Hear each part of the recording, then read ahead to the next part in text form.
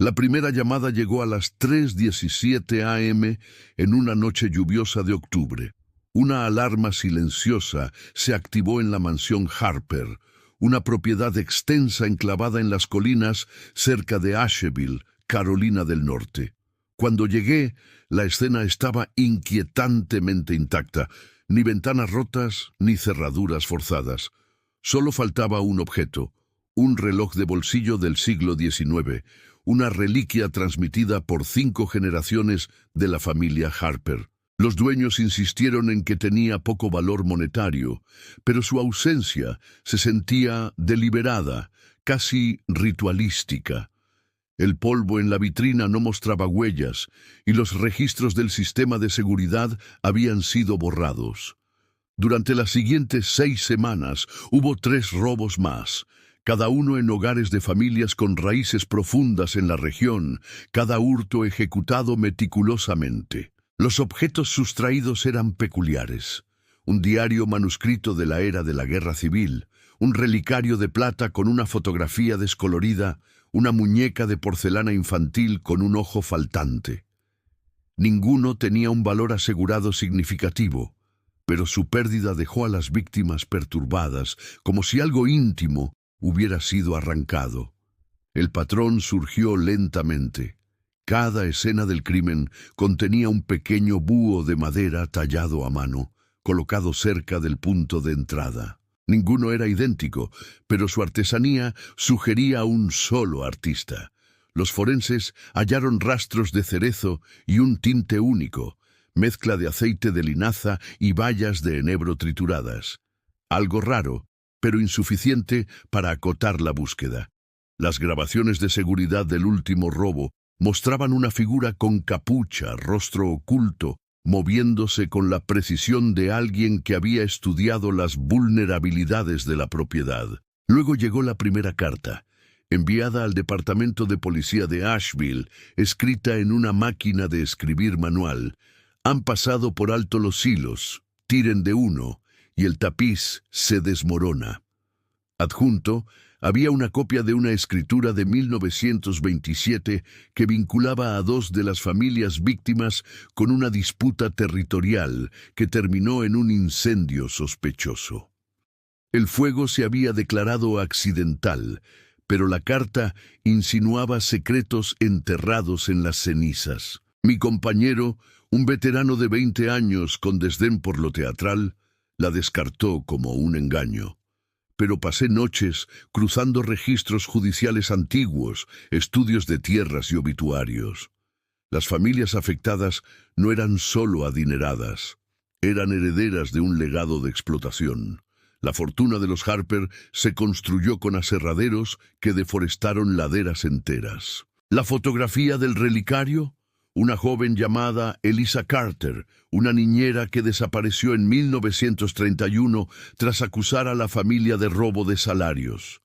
La muñeca pertenecía a un niño que murió de tuberculosis en una cabaña de inquilinos. El ladrón no robaba objetos, recolectaba pruebas. Los búhos de madera se multiplicaron. Para el 5.º robo surgió un patrón en su colocación. Cada uno miraba al este, hacia las ruinas de la granja de la familia Carter. La propiedad, abandonada durante décadas, estaba en un terreno cubierto de maleza cerca del río French Broad. Las leyendas locales decían que estaba embrujada, historias de luces parpadeantes y susurros que resonaban después de la medianoche. Fui solo, armado con una linterna y una sospecha creciente de que el caso era personal. La chimenea derruida de la granja era la única estructura en pie. Bajo un montón de tablones podridos, encontré una caja fuerte oxidada. Dentro había cartas, docenas, escritas por Elisa Carter a su hermana. Detallaban abusos sistemáticos, salarios retenidos y un embarazo que ocultó. La última carta, fechada 2 días antes de su desaparición, terminaba a medias. Si no regreso, díganles que los Harper... A la mañana siguiente llegó un paquete a mi escritorio, sin remitente. Dentro estaba el diario de Elisa, sus páginas llenas de relatos meticulosos sobre los tratos de los Harper. Entre las entradas había una postdata moderna, escrita a mano en tinta azul. La justicia retrasada es justicia negada, pero el libro de cuentas debe equilibrarse. Los forenses vincularon la tinta a una tienda de papelería exclusiva en el centro.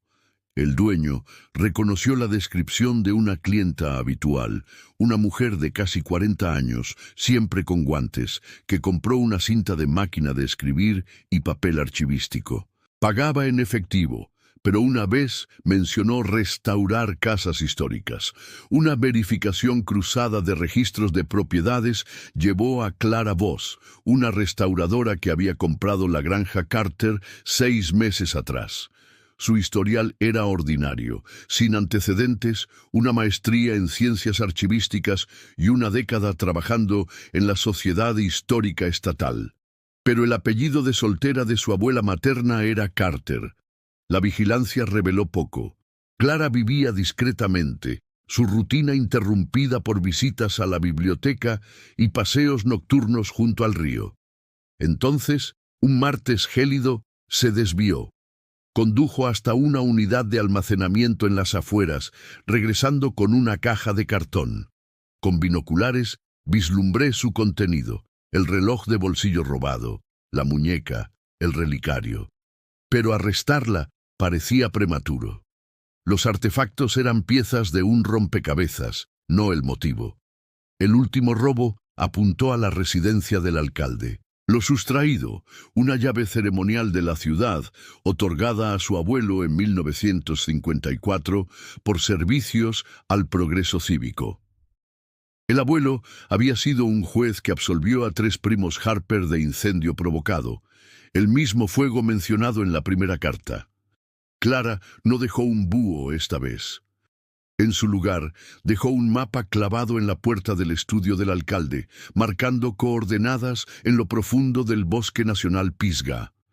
El lugar era un cementerio familiar olvidado, sus lápidas erosionadas. Enterrado bajo un cedro había un estuche metálico con escrituras de tierras, pagarés y fotografías de tumbas sin nombre. Entre ellas, el lugar de descanso final de Elisa Carter, su cráneo fracturado por un objeto contundente. Clara esperaba cuando llegué, con guantes puestos y una expresión serena. Podría haberse detenido en los arrestos, dijo, aunque yo no había hablado. Pero quería el porqué. Las pruebas que reunió no eran para un tribunal, eran para el pueblo, una exhibición cuidadosamente curada que exponía generaciones de corrupción. Los robos eran una distracción, una forma de obligar a las familias a confrontar su pasado. Los búhos de madera, símbolos de sabiduría, explicó. Un recordatorio de que los secretos no permanecen enterrados. No desenfundé mi arma, no había necesidad. Clara se entregó al día siguiente, pero no antes de enviar copias de cada documento a periódicos locales. El escándalo resultante derribó a 2 concejales y provocó una auditoría a la Fundación Benéfica de los Harper, revelando décadas de fraude fiscal. Los objetos robados fueron devueltos, pero su significado había cambiado. El reloj de bolsillo ya no medía el tiempo, medía complicidad. Clara se declaró culpable de robo y allanamiento, recibiendo una sentencia opacada por los titulares que la llamaban una Robin Hood moderna. Al final, el caso se cerró. Pero la justicia, comprendí, no era un veredicto binario. Era una cuenta pendiente, una que dejó a Asheville alterada para siempre, su historia reescrita no por los culpables, sino por los silenciados.